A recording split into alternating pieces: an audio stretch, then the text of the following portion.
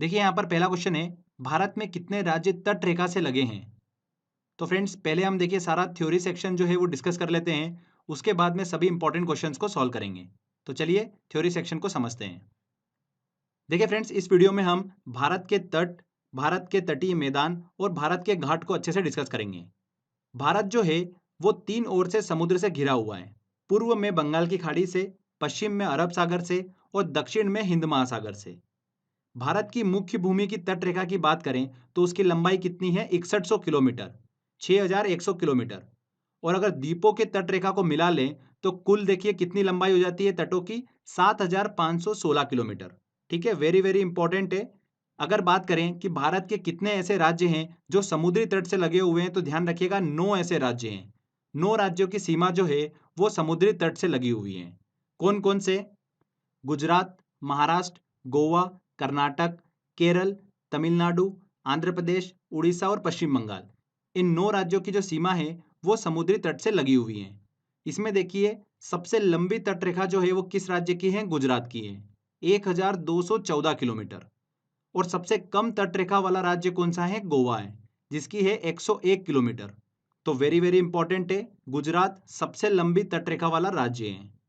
अगर बात करें कि सबसे ज्यादा तट रेखा वाला केंद्र शासित प्रदेश कौन सा है, तो फ्रेंड्स कौन सा है? अंडमान निकोबार है, जिसकी तट रेखा की लंबाई कितनी है? 1962 किलोमीटर है। तो ये देखिए तट रेखा से रिलेटेड कुछ इंपॉर्टेंट पॉइंट हमने डिस्कस करे हैं। आगे अब बात करते हैं भारत के तट की। भारत का ये वाला जो भाग है ये कहलाता है पूर्वी तट, और ये वाला जो आपको भाग दिख रहा है ये क्या कहलाता है? पश्चिमी तट कहलाता है। पूर्वी तट पर स्थित पर्वत श्रृंखला जो है उसे देखिए पूर्वी घाट, और पश्चिमी तट पर स्थित पर्वत श्रृंखला जो है उसे क्या कहा जाता है? पश्चिमी घाट कहा जाता है। क्लियर हुआ? पश्चिमी घाट किसे कहा जा रहा है? जो पश्चिमी तट पर स्थित पर्वत श्रृंखला है। क्लियर हुआ? पश्चिमी घाट को देखिए सह्याद्री पर्वत के नाम से जाना जाता है, और पूर्वी घाट को देखिए महेंद्रगिरी पर्वत के नाम से जाना जाता है। पश्चिमी घाट को सह्याद्री पर्वत और पूर्वी घाट को महेंद्रगिरी पर्वत के नाम से जाना जाता है। एक इंपॉर्टेंट चीज ध्यान रखिएगा कि ये जो घाट है ये एक्चुअल में देखिए पठारों की ढलानी है। ठीक है, तो ये एक इंपॉर्टेंट चीज है, आप इसको ध्यान रखिएगा। आगे देखिए, इन पूर्वी घाट और पश्चिमी घाट से तट रेखा तक फैला 10 से 30 किलोमीटर तक का संकीर्ण मैदानी जो क्षेत्र है ये क्या कहलाता है? पूर्वी तटीय मैदान और पश्चिमी तटीय मैदान कहलाता है। क्लियर हुआ आपको? घाट किसे बोला जा रहा है, मैदान किसे बोला जा रहा है और तट किसे बोला जा रहा है? ठीक है, ये देखिए डाउट आपका क्लियर होना बहुत जरूरी है, जो कि हमने अच्छे से समझ लिया है। पश्चिमी तट की बात करते हैं फ्रेंड्स, तो इसे बेसिकली 4 भागों में बांटा गया है। गुजरात से लेकर दमन तक का जो भाग है इसे देखिए काठियावाड़ तट के नाम से जाना जाता है। किस नाम से? काठियावाड़ तट के नाम से। दमन से लेके गोवा तक का जो भाग है ये क्या कहलाता है? कोंकण तट के नाम से कहलाता है। और ये जो मैदान है ये कोंकण तटीय मैदान कहलाता है। गोवा से लेकर कर्नाटक तक का जो भाग है ये केंद्रा तट कहलाता है। कर्नाटक से लेकर केरल तक का जो भाग है ये क्या कहलाता है फ्रेंड्स? मालाबार तट के नाम से जाना जाता है। तो आपको क्लियर हुआ, काठियावाड़ तट, कोंकण तट, केंद्रा तट और मालाबार तट, ये जो है ये पश्चिमी तट के ही नाम है। क्लियर हुआ आपको? पूर्वी तट की बात करें तो देखिए तमिलनाडु के कन्याकुमारी से लेकर आंध्र प्रदेश तक का जो तट है इसे क्या कहा जाता है? कोरोमंडल का तट कहा जाता है। वेरी वेरी इंपॉर्टेंट है, बहुत बार एग्जाम में क्वेश्चन देखिए यहाँ से पूछा जाता है, ध्यान रखिएगा इस चीज को। साथ ही एक इंपॉर्टेंट चीज ध्यान रखिएगा, कन्याकुमारी को ही केप कोमोरिन के नाम से जाना जाता है। तो अक्सर एग्जाम में देखिए आपको कंफ्यूज करने के लिए ये नाम दे देते हैं, तो ध्यान रखिएगा कन्याकुमारी को ही केप कोमोरिन के नाम से जाना जाता है। आगे देखिए, आंध्र प्रदेश से लेकर पश्चिम बंगाल तक का जो भाग है ये क्या कहलाता है? डेल्टा क्षेत्र कहलाता है। और इस क्षेत्र में फैले मैदान को किस नाम से जाना जाता है? उत्तरी सरकार के नाम से जाना जाता है। ये चीज भी आप ध्यान रखिएगा। जिस स्थान पर पूर्वी घाट और पश्चिमी घाट मिलते हैं उसे संयुक्त रूप से नीलगिरी पहाड़ी के नाम से जाना जाता है। ध्यान रखिएगा, नीलगिरी पहाड़ियों के नाम से किसे जाना जाता है? जहां पर पूर्वी घाट और पश्चिमी घाट मिलते हैं। और फ्रेंड्स, नीलगिरी पहाड़ियों की सर्वोच्च चोटी जो है वो कौन सी है? डोडा बेट्टा है। डोडा बेट्टा जो है वो नीलगिरी पहाड़ियों की सर्वोच्च चोटी है। नीलगिरी पहाड़ियों को पहाड़ियों की रानी के नाम से भी जाना जाता है। इसी पहाड़ी में प्रसिद्ध स्थान जो है देखिए टूरिस्ट प्लेस ऊटी जो है वो यहाँ पर ही स्थित है। क्लियर हुआ? नीलगिरी पहाड़ियाँ जो है जहाँ पर पूर्वी घाट और पश्चिमी घाट मिलते हैं वो पहाड़ियाँ जो है वो क्या कहलाती हैं? नीलगिरी पहाड़ियाँ कहलाती हैं। इस चीज को देखिए हम जब पर्वत वाला वीडियो डिस्कस करेंगे तो उसमें अच्छे से और डिस्कस कर लेंगे। आगे देखिए, पूर्वी तटीय मैदान की नदियां जो है बेसिकली डेल्टा का निर्माण करती है। ये हमने देखिए नदी वाले लेक्चर में डिस्कस करा था। और पश्चिमी तटीय मैदान की नदियां जो है वो ज्वार नद मुख मतलब एस्चुरी का निर्माण करती हैं। तो डेल्टा क्या होता है और एस्चुरी क्या होता है, ये हम देखिए नदी वाले वीडियो में अच्छे से डिस्कस कर चुके हैं। अगर आपने देखिए भारत की नदियों वाला वीडियो नहीं देखा है तो वीडियो देख लीजिए, वेरी वेरी इंपॉर्टेंट वीडियो है वो। वहां से देखिए एक दो क्वेश्चन जो है एग्जाम में अक्सर पूछे जाते हैं, और उसी वीडियो में मैंने डेल्टा क्या होता है और ज्वार नदमुख मतलब एस्चुरी क्या होता है वो अच्छे से समझा रखा है। आगे देखिए एक इंपॉर्टेंट चीज, उड़ीसा के आसपास का जो तटीय मैदान है और महानदी का डेल्टा क्षेत्र जो है उसे फ्रेंड्स उत्कल मैदान के नाम से जाना जाता है। किस नाम से जाना जाता है? उत्कल मैदान के नाम से जाना जाता है। अब देखिए फ्रेंड्स, पूर्वी तटीय मैदान का विस्तार जो है वो पश्चिमी तटीय मैदान की अपेक्षा अधिक है, जो कि कृषि दृष्टिकोण से बहुत ही ज्यादा उपयुक्त है। इसीलिए पूर्वी तटीय मैदान में पश्चिमी तटीय मैदान की अपेक्षा अधिक जनसंख्या जो है वो देखने को मिलती है। क्लियर हुआ? तो फ्रेंड्स देखिए ये कुछ इंपॉर्टेंट पॉइंट्स हमने डिस्कस कर रहे हैं भारत के तट और भारत के तटीय मैदान से रिलेटेड। तो आई होप आपको समझ में आया होगा। चलिए अब क्वेश्चन की तरफ चलते हैं और सारे इंपॉर्टेंट क्वेश्चंस को हम सॉल्व करते हैं। देखिए हमारा पहला क्वेश्चन, भारत में कितने राज्य तट रेखा से लगे हैं? तो कितने ऐसे राज्य हैं जो समुद्री तट से लगे हुए हैं? 9 राज्य हैं। C answer. भारत की तट रेखा की कुल लंबाई है। भारत की तट रेखा की कुल लंबाई कितनी है? यहाँ पर देखिए अप्रोक्स हमको 7,500 किलोमीटर देखने को मिल रहा है, तो डी आंसर सही होगा। भारत के किस राज्य का समुद्री तट सबसे अधिक लंबा है? तो किस राज्य की देखिए समुद्री तट रेखा जो है वो सबसे ज्यादा है? गुजरात की है। सी आंसर यहाँ पर बिल्कुल सही होगा। बहुत बार ये क्वेश्चन एग्जाम में पूछा जाता है। चलिए अगला क्वेश्चन लेते हैं। निम्नलिखित में से किस तट से भारत का औसत समुद्र तल जो है वो नापा जाता है? तो देखिए इसको हम पहले समझ लेते हैं, फिर ये क्वेश्चन को सॉल्व करेंगे। देखिए फ्रेंड्स, दुनिया में ऊंचाई नापने के लिए वैज्ञानिकों को एक ऐसे पॉइंट की जरूरत थी जो एक समान रहे, मतलब उसमें चेंजेस हमको देखने को ना मिले। तो वैज्ञानिकों ने देखा कि समुद्र से अच्छा इसका कोई दूसरा विकल्प है ही नहीं। इसका कारण यह है कि समुद्र का पानी एक समान रहता है और पृथ्वी पर 71% भाग पर समुद्री है। तो दुनिया में ऊंचाई नापने के लिए समुद्र की सतह की औसत ऊंचाई को बेस माना गया। क्लियर हुआ आपको?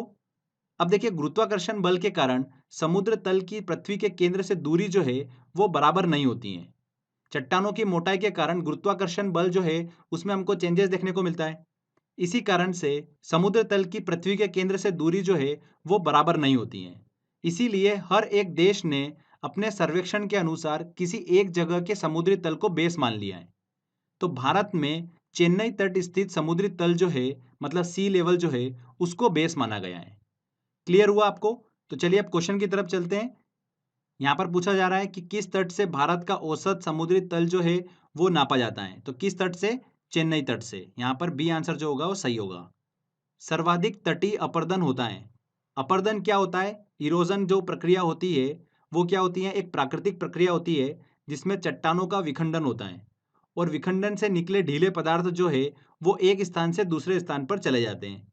इसमें वायु, जल और सागरीय लहरें जो है वो प्रमुख योगदान देती है अपर्दन में, ठीक है, इरोजन में।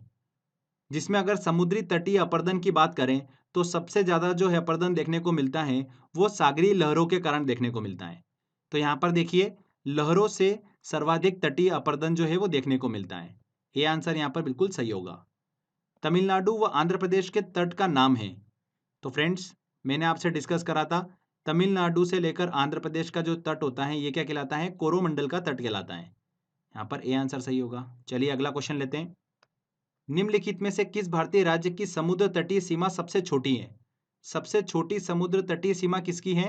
गोवा की है, 101 किलोमीटर की। और सबसे ज्यादा समुद्र तटीय सीमा किसकी है? गुजरात की है। भारत के निम्नलिखित तटों में से कौन कृष्णा डेल्टा एवं केप कोमोरिन के मध्य स्थित है? तो फ्रेंड्स केप कोमोरिन मतलब देखिए कन्याकुमारी, और कृष्णा डेल्टा तो यहां से यहां तक के बीच में कौन सा तट है? कोरोमंडल का तट। यहाँ पर ए आंसर सही होगा। निम्नलिखित में से किसे केप कोमोरिन के नाम से जाना जाता है? तो कन्याकुमारी को जो है वो केप कोमोरिन के नाम से जाना जाता है। भारत की प्रादेशिक जल सीमा समुद्र तट से कितने समुद्री मील की दूरी तक है? तो फ्रेंड्स भारत की प्रादेशिक जल सीमा क्या है? भारत का संलग्न क्षेत्र क्या है? इनसे रिलेटेड देखिए सारे पॉइंट्स पहले हम डिस्कस कर लेते हैं, उसके बाद में इन क्वेश्चन को सॉल्व करेंगे। तो देखिए प्रादेशिक समुद्री सीमा जिसे टेरिटोरियल सी भी कहा जाता है, ये तटीय जल का एक ऐसा बेल्ट होता है जो भारत की आधार रेखा से 12 समुद्री मील तक फैला है। इसे देखिए क्षेत्रीय सागर या क्षेत्रीय जल भी कहा जाता है। इस क्षेत्र के उपयोग का भारत को जो है वो पूरा अधिकार दिया गया है। एक समुद्री मील बराबर कितना होता है? 1.8 किलोमीटर होता है। ठीक है, तो 12 समुद्री मील तक फैला जो क्षेत्र है आधार रेखा से, वो क्या कहलाता है? प्रादेशिक समुद्री सीमा कहलाता है, टेरिटोरियल सी कहलाता है, क्षेत्रीय सागर। आगे देखिए, समीपस्थ मंडल की बात करते हैं, कॉन्टिजियस जोन की बात करते हैं, तो भारत की आधार रेखा से 24 समुद्री मील तक ये फैला हुआ क्षेत्र है और भारत को इस क्षेत्र में साफ सफाई से लेकर सीमा शुल्क, वित्तीय अधिकार जो है वो प्राप्त हैं। इसके बाद देखिए, अनन्य आर्थिक अधिकार की बात करते हैं, एक्सक्लूसिव इकोनॉमिक जोन की बात करते हैं, तो ये भारत की आधार रेखा से 200 समुद्री मील तक फैला क्षेत्र है और इस क्षेत्र में भारत को वैज्ञानिक परीक्षण करने के अधिकार है, द्वीपों के निर्माण के अधिकार है और प्राकृतिक संसाधनों के दोहन के अधिकार है। तो क्लियर हुआ आपको, प्रादेशिक समुद्री सीमा जो है वो 12 समुद्री मील तक है, समीपस्थ मंडल मतलब कॉन्टिजियस जोन जो है वो 24 समुद्री मील तक है और अनन्य आर्थिक अधिकार जो है वो 200 समुद्री मील तक हैं। तो ये इंपॉर्टेंट पॉइंट है, इन चीज़ों को ध्यान रखिएगा। चलिए अब क्वेश्चन की तरफ चलते हैं और सॉल्व करते हैं। भारत की प्रादेशिक जल सीमा समुद्र तट से कितने समुद्री मील की दूरी तक है? तो कितनी मील की दूरी तक है? 12 मील तक, ये आंसर। भारत का संलग्न क्षेत्र कॉन्टिजियस जोन प्रादेशिक जल सीमा के आगे कितने समुद्री मील की दूरी तक है? तो प्रादेशिक जल सीमा के आगे कितने समुद्री मील की दूरी तक है? 24 मील की दूरी तक, बी आंसर। तमिलनाडु का समुद्र तट कहलाता है, तमिलनाडु का देखिए समुद्री तट जो है वो क्या कहलाता है? कोरोमंडल तट कहलाता है। ये एग्जाम में देखिए बहुत बार क्वेश्चन पूछे जाते हैं। चलिए अगला क्वेश्चन लेते हैं। निम्नलिखित में से कौन सा तट पश्चिमी तट का भाग नहीं है? काठियावाड़ तट बिल्कुल भाग है पश्चिमी तट का, कोंकण तट भी है, मालाबार तट भी है, कोरोमंडल तट जो है ये पूर्वी तट का भाग है। भारत का पूर्वी समुद्री तट किस नाम से जाना जाता है? दीघा तट के नाम से, कोरोमंडल तट के नाम से, कोंकण तट के नाम से या मालाबार तट के नाम से? तो कोरोमंडल तट के नाम से जाना जाता है। कोंकण तट कहां से कहां तक विस्तृत है? तो फ्रेंड्स, दमन से लेकर गोवा तक का जो भाग है ये क्या कहलाता है? कोंकण तट कहलाता है। तो यहां पर देखिए गोवा से दमन, सी आंसर। पूर्वी तटीय मैदान का एक अन्य नाम है, पूर्वी तटीय मैदान का देखिए कोरोमंडल तटीय मैदान जो है उसे कहा जाता है। पश्चिमी घाट है, मतलब जो पर्वत श्रृंखला है पश्चिमी तट पर, वो क्या है? बेसिकली पठारों की ढलानी है, सी आंसर। भारत के पश्चिमी तटीय मैदान के उत्तरी भाग को किस अन्य नाम से भी जाना जाता है? तो भारत का देखिए पश्चिमी तटीय मैदान जो है इसके उत्तरी भाग को किस अन्य नाम से जाना जाता है? कोंकण तटीय मैदान के नाम से भी जाना जाता है। तो यहाँ पर सी आंसर जो होगा वो सही होगा। चलिए अगला क्वेश्चन लेते हैं। मन्नार की खाड़ी किसके तट के साथ अवस्थित है?